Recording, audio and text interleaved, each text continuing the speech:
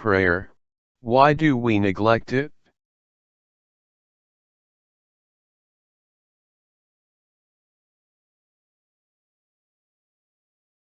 How can you deal with the spiritual weakness and laziness in your prayer life?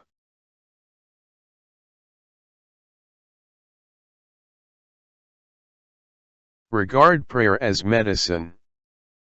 See prayer as a medical prescription for improving your overall well-being. Many Christians religiously follow their doctor's orders, yet one could not get them to pray regularly, even if this was a doctor's order. They would not adhere to this prescription, even if their very lives depended on it. If you believe that you are truly born again, what are your spiritual desires then? These should include wanting to live closer to the Lord and always experiencing His nearness in your life. These should not merely be expressed in some of your prayers when you actually do get around to praying.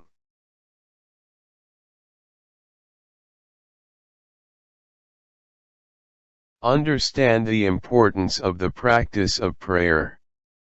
Even if you pray, "Jesus, keep me near the cross," how can the Savior keep someone near the cross who is far away from the cross?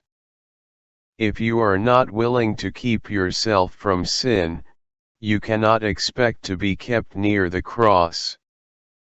The unsaved cannot really ask to be kept near the cross, because they have never been to the cross. Jesus must indeed keep you near the cross, because the devil wants to keep you far away from the cross. Draw near to God, and He will draw near to you. Prayer is probably the main way in which you must draw near to God. In Psalm 73 verse 28, Asaph related his experience, "But it is good for me to draw near to God." You too can experience that it is good for you to be near the good God. Jesus cannot keep you near the cross, if you are not willing to keep yourself from sin. Even the unsaved cannot really ask to be kept near the cross, as they have never even been to the cross. You cannot, however, expect to see spiritual results, in other words, the output of blessings, if there is no or little spiritual input, of which prayer is a critical part. Must you first undergo severe suffering, before realizing that you should have gone to the Lord in prayer on a regular basis?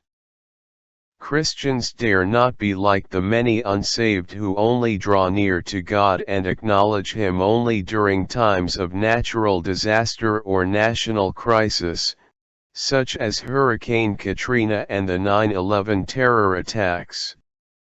When people see the house of a believer, they should be able to see the place of prayer, hear the sound of prayer, feel the power of prayer, smell the scent of prayer, and taste the result of prayer.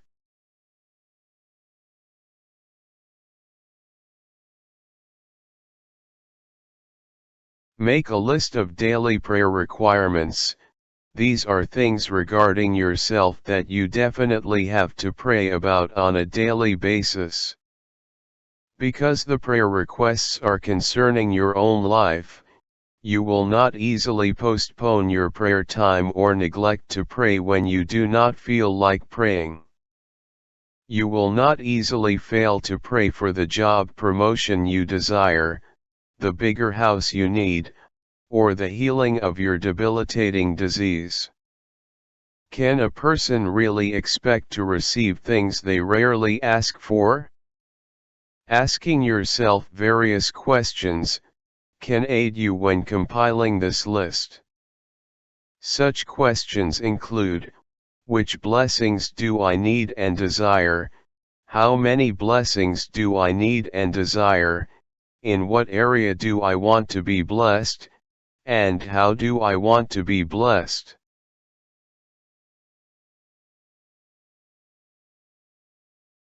Do a voice recording of your prayers from time to time. You can then play these back when not feeling motivated to pray. This will help stimulate you to start praying again, especially if you have been neglecting your fellowship with the Lord in prayer for quite some time. You can also write down and record a common prayer of yours, which you can play back when feeling emotionally downcast and distracted. Voice recordings of actual prayers you have prayed yourself, or of general prayers you have read, may also encourage you to pray at certain times of the day or week. You can even use your smartphone to make these audio recordings.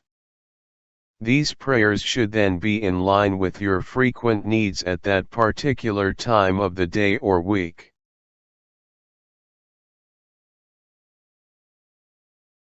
There are many who intend to pray in the afternoon as well, but simply because they get too busy working or studying during the day, they easily forget about it.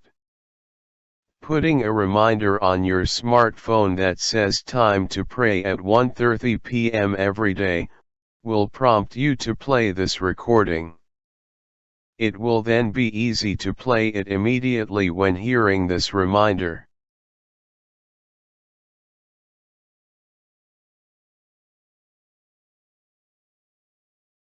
Put prayer prompts at the start of each week.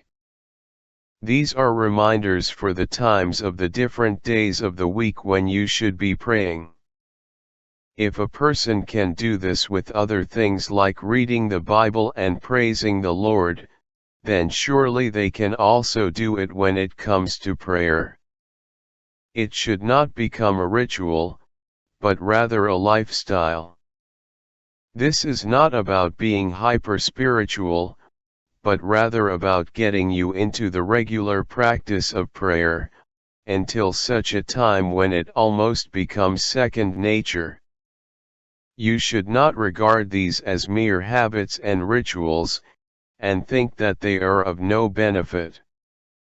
You can use the blessing of the privilege of prayer to receive a blessing from the mere practice of prayer. The act of prayer itself is a blessing to your life as a whole life. When praying for others in their presence, them merely hearing you praying for them, or praying for them in a certain manner, could in itself result in an improvement in their physical, emotional, mental, and spiritual condition.